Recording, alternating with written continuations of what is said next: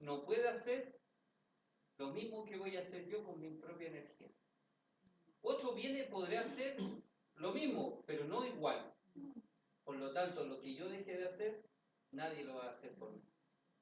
Entonces los que cuelgan el bastón y dicen, hasta aquí, Señor, llegué, estamos terminados. Ya, capítulo 5. Capítulo 5. Aquí nosotros vamos a ver algunas cositas y vamos a saltar, la próxima semana vamos a saltar al 666. Es que tenemos que saltar al 666. ¿En qué capítulo está el triple 6? ¿Cómo se lo voy a decir? Se lo tengo que buscar. ¿Ah? No. Aquí está la bestia y el falso profeta en el capítulo 13. Ese al último. Al último. Dice 13, 18. Lo vamos a desarrollar ese porque no por una cuestión así de carácter cinematográfico, sino para que entender el 666 y cómo se manifiesta eso en nuestra vida. Porque podríamos hacer un ejercicio básico del 666. Sumen todas las monedas que utilizamos en Chile. Todas las monedas. La de peso, la de 5, la de 10, la de 100, la de 500. Y nos va a dar 666.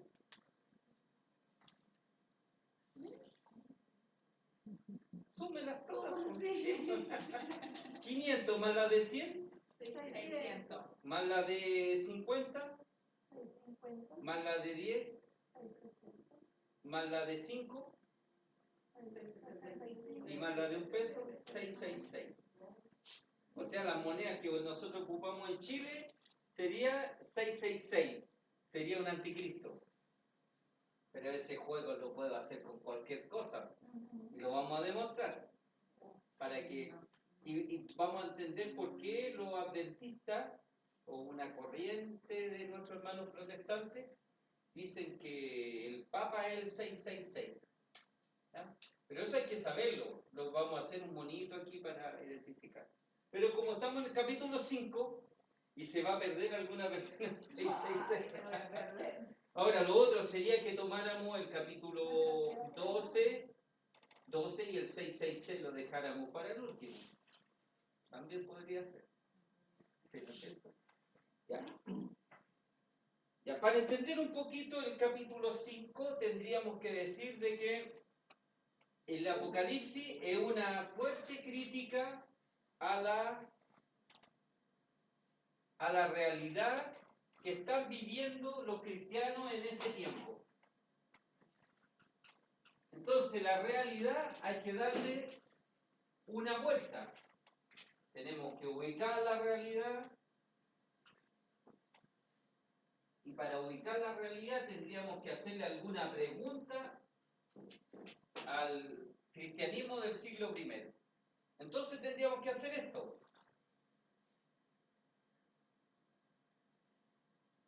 Socialmente, ¿cómo está ordenado todo en ese tiempo? ¿Cuáles son los poderes que hay? Entonces podríamos decir, tenemos un poder religioso, ¿correcto? Un poder religioso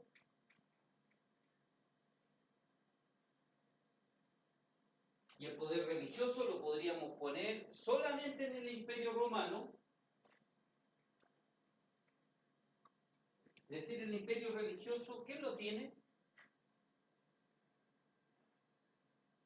El emperador. Porque el emperador es Dios.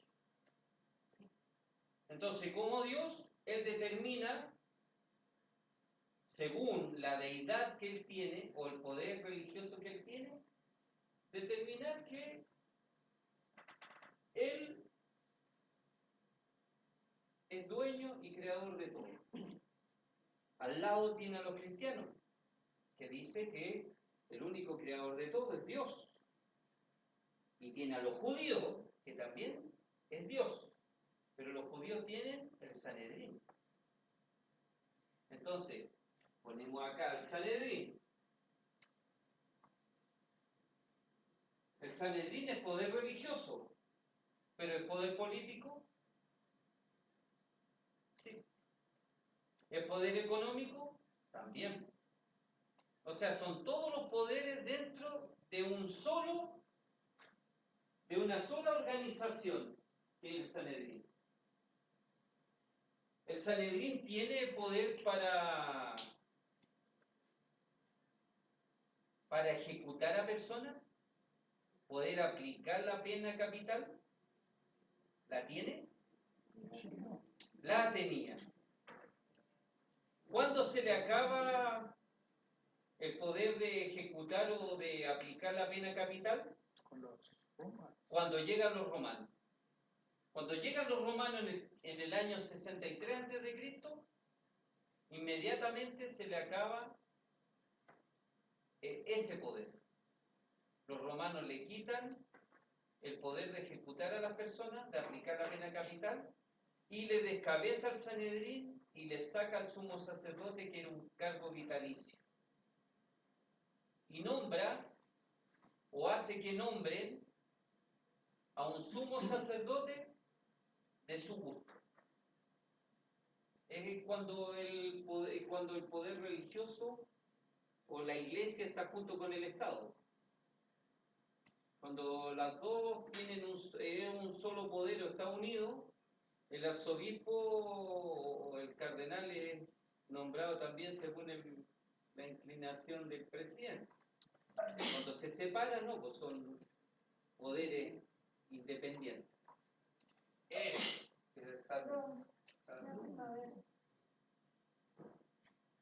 Ya, entonces, tienen el poder religioso, tienen poder político, obviamente, tienen Senado, tienen Cámara de Diputados, bueno, en otro orden, pero lo tienen.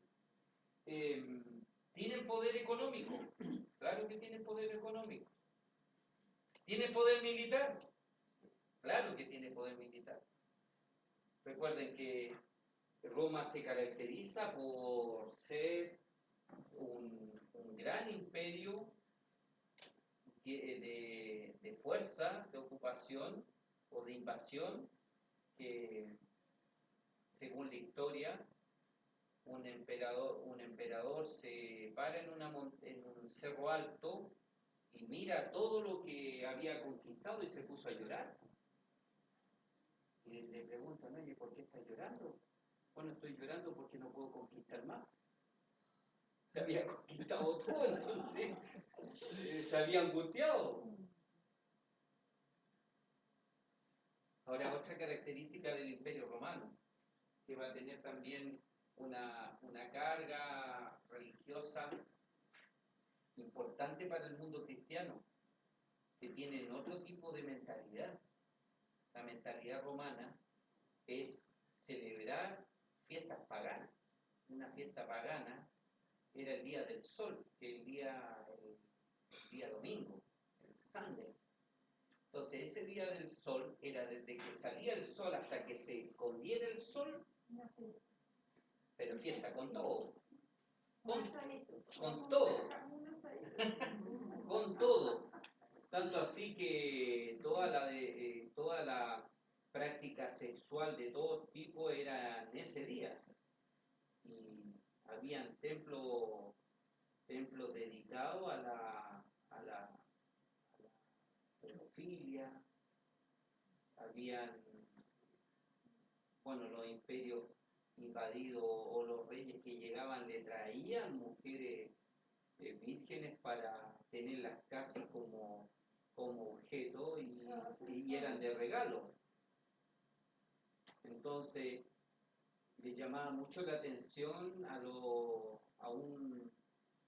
cristianos que veían todo esto, que era casi una práctica donde el emperador tuviera relaciones con hombres y mujeres, pero que un romano que se dictara de ser romano con jerarquía era que tuviera relaciones con hombres y mujeres. se cuenta que un emperador romano no quería, creo que Julio César, no quería tener, no le gustaban hombres, y casi pierde el trono por eso, porque obviamente la fiesta era, ¿sabes que te traigo estos muchachos? Y no, pero contra la mujer, no, compadre, ¿qué le tiene que hacer? Entonces, imagínense lo fuerte que tiene que haber sido estas primeras comunidades que se juntaban el día domingo a celebrar al Señor, cuando al frente estaban en otra, y con su dios Mitra y todo lo demás, que era fuerte también, y mirar cómo esa práctica era seductora también, me imagino, y al dios Baco, y vamos tomando vino, o sea, era todo una eterna jarana de fiesta, de orgía, de sexo, pero llegaba el lunes y seguía lo mismo. Después el Imperio Romano empezó a gastar más de lo que tenía, entró una crisis, y esta crisis se acompañó también con que se cerraron los circos romanos, porque el emperador no podía mantener ese gasto, donde se tenían que tener gladiadores, donde tenían que pagarle a los gladiadores, cuidarlos, alimentarlos, tenerle mujeres a los gladiadores, y más o menos fortalecerlos, y contratar ejércitos o otros gladiadores para que entraran al circo, y se cerraron. ¿Qué vino a responder? ¿Qué le vino de perilla al emperador romano? Los cristianos.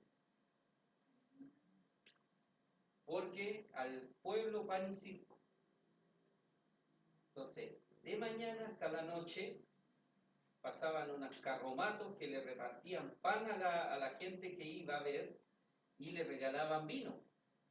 Y nada más especial que tener a cristianos ahí que lo estaban comiéndose los leones, cada cierto tiempo los tiraban al agua para que lo atacara una bestia, un cocodrilo, que los despellejaran, que los quemaran, que los emparrillaran, y todo eso.